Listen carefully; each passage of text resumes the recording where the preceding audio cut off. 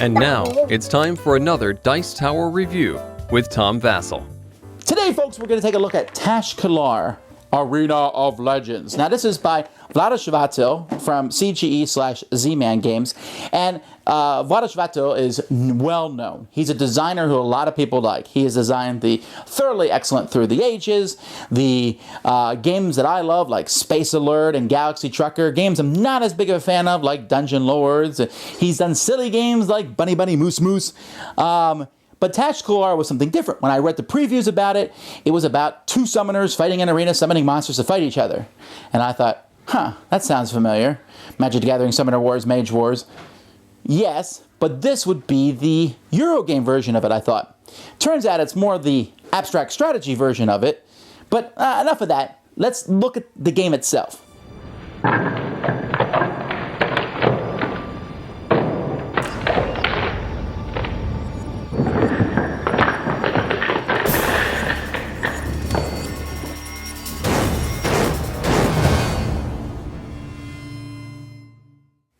The game comes with several different boards. Up here is a scoreboard.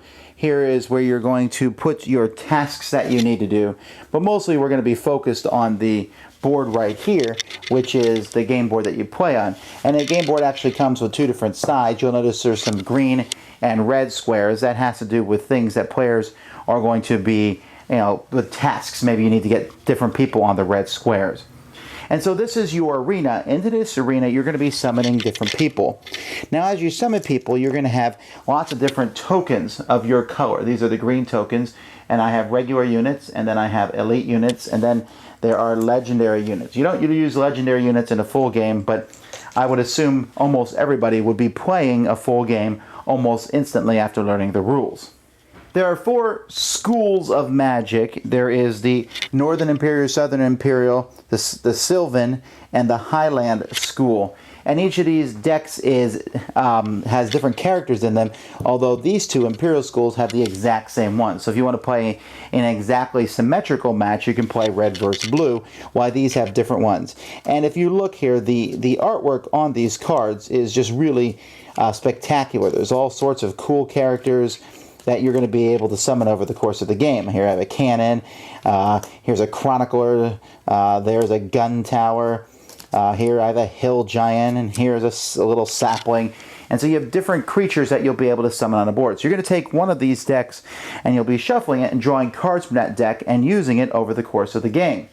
There's also flares that players will have in their hand, and these cards are essentially catch-up mechanisms. We'll talk about them later. And then these are legendary creatures that you can summon, like a fire elemental, and a leviathan, and a two-headed dragon, and an earth elemental. These are very powerful units that are very difficult to summon on the board, but can really pull off some cool things for you. Now, although the game can be played in teams or deathmatch where you have 3 or 4 players fighting out in the arena, the rules are basically written for a 2-player game, and I think that's probably the best way to play. On your turn, the first person is going to go, and they can put a piece anywhere out on the board. And then after that, the next person will go, and they can also place a piece anywhere they like on the board. Well, they're going to be placing 2 pieces. You're placing common units. And as time goes by, what you're going to be doing is you're going to be trying to form patterns with these units. So each player is going to be playing patterns, perhaps trying to block the other person from playing patterns. Now, when you play a pattern, that matches one on the card that you hold. So, for example, here we have a knight card. And on this knight card, you can see that it needs 4 swords, like I have right there. So I have these 4 swords, and when I do so, you see this white box here. That is where I'll place the knight. Now the knight, as the card indicates in the top corner here, the knight card is a elite unit. So you can see up here the double swords, an elite unit. Since it's placed in the white square, I would place it right there. If, for some reason, the other person had a piece there that was the same value or less, so if they had a regular or an elite piece there, I would be able to destroy their piece and get rid of it. Now, if they had a legendary piece there, I couldn't do anything about it. So after I put the piece there, I then go back to my summoning card and I look to see if there's anything on it. It says the knight may do up to 3 combat moves. You cannot destroy common pieces with these moves. So players are going to be able to make moves sometimes, according to what the card says. So the knight can move 3 spaces, And I can do combat moves. So let's say there was a guy here. I could go there and kill him and remove him from the board. Now, after I've done this, after I played that knight and done the actions that the knight does, then I discard this card, and that piece that was a knight is now just an ordinary piece. Well, he's an elite piece, I guess, but he's just an ordinary piece. And so that is essentially how the game is going to be played. You are going to be trying to form patterns that shows on your card. Once you form those patterns, you will be able to play that card, drop a piece off in the spot that it shows on the card, and then take an action. So let me show you some examples of cards that, and what they do. The Hill Giant here destroys all non-legendary pieces. So if I put him out, you can see those 4 red squares. He's going to destroy all the pieces on those squares as long as they're not legendary pieces. The Forest Ancient here lets you place 2 enemy common pieces on empty squares up to a distance 2. Then you destroy 2 common pieces of that unit of that same color or colors up to a distance of 3. And you can see here the patterns are different now. One thing I do want to point out, that it doesn't matter what direction the pattern goes in on the board, so you may have to rotate the card a little bit to get it out. This one here, the Centaur Spearman, can do a combat move. If he does, you destroy the next piece, unless it's legendary. Here, the Champion can destroy any piece. He can even destroy a legendary piece if he's adjacent to it. And if that piece is legendary, though, he also will die. And then, of course, we have all sorts of neat things. Here's a Ritual Master. If he comes on a green square, you get 2 extra actions. And so these are all pretty neat things, and the legendary creatures are even more powerful. Like, for example, the Fire Elemental. Destroy either all non-legendary enemy pieces on all adjacent squares, or all common enemy pieces up to a distance of 2. Or the Two-Headed Dragon. You can upgrade one of the pieces used to summon the Two-Headed Dragon. If you do, you can destroy 1 heroic piece adjacent to the upgraded piece. So there's all sorts of things that you'll be able to do. Now, I mentioned earlier in the game these flares, and I said they were catch-up mechanisms, and that's very much what they are. If at the end of your turn, or at the beginning of your turn, your opponent has more pieces on the board.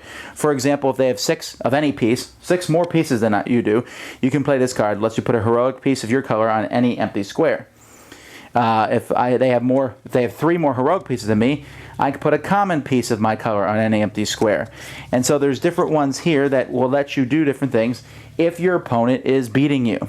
I should also mention that these patterns, like for example here in the Mountain Troll, it shows 4 common units, but heroic units can be used in place of that. While if it shows heroic units on the card, like on this Leviathan, then they must be heroic. Well, you see, I need 3 heroic. I could use a legendary as a heroic also. The whole point of Tash-Kalar is to score points. So you're going to look at the possible tasks that are next to the board. And if you can complete one of them at the end of your turn, you will take the card and get the points on it. So for example here, if I have 6 more pieces than my opponent does, on any one of the orthogonal lines that goes through the center, I will score 2 points. Or here, if I have at least 5 pieces on red and or green spaces, and 3 of them are upgraded.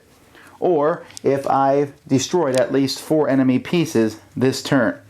Or if I summon 2 beings this turn, at least 1 on a red square. So lots of them have to do with the red and green squares. Others have to do with how you have pieces placed on the board, or sometimes just maybe a specific pattern that you need to make. Like for example, you have a center cross here. Each one is going to give you points. The first person to 6 points is the winner of the game. So you'll continue going back and forth until someone can pull this off.